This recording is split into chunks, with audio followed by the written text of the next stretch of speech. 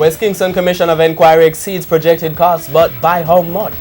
Good evening and thanks for joining us for Primetime News. A special welcome to viewers on onespotmedia.com.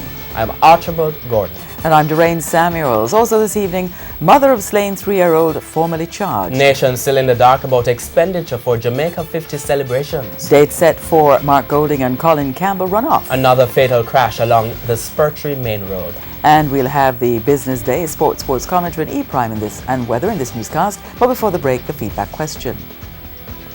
Has the West Kingston Commission of Inquiry been worth the money spent on it? Share comments online, facebook.com/Television Jamaica, and tweet us at Television Jam. Stay with us. Primetime News returns right after this break.